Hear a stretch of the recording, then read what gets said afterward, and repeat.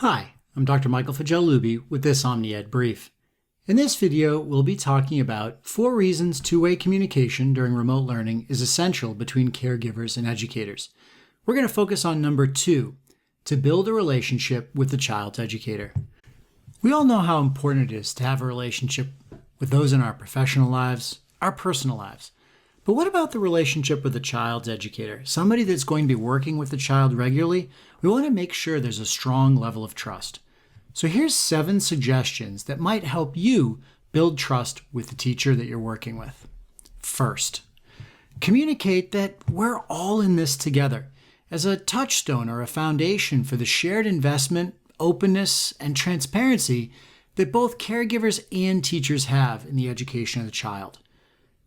2, we want to encourage two-way communication by initiating contact, not waiting for dissemination or notice from the school, at worst, disciplinary action. This might be new for some of us. We might expect that, we'll hear from the school when we hear from the school. During remote learning, we encourage you to engage in two-way communication. Take the lead. Start building that relationship right away.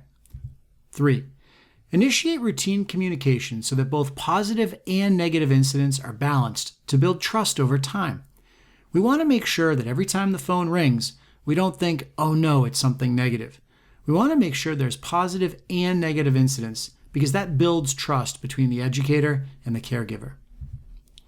4th, honor educator-initiated opportunities to respond. Attend those virtual office hours, those open houses, mid-unit check-ins, whatever it might be. It's a sign of good faith and investment in the relationship that if the educator is willing to make time to offer some reaching out to communicate, that you're there to do your very best to make sure you can be involved. And if you have to miss it, drop them a note to let them know that you're going to have to miss it and follow up in a different way. 5, convey a tone of respect in hopes of receiving respect for what you can offer.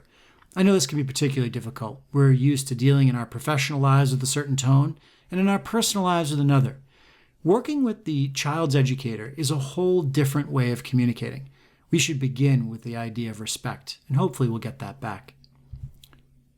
6th, provide unsolicited positive feedback to boost educator morale and build trust for when times are harder.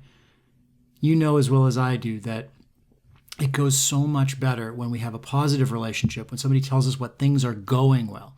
We want to make sure that we're willing to give that positive feedback so that when something's a little more difficult, they'll understand why there's different feedback. And in these days, who doesn't want to improve the morale of some other person in hopes that that might come back to us?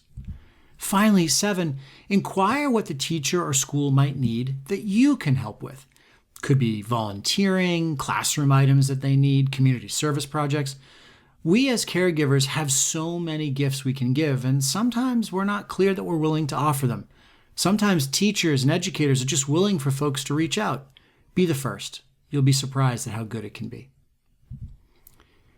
This has been an OmniED Brief, focusing on building relationships with child's educators. For more videos, please join us at omnied.org.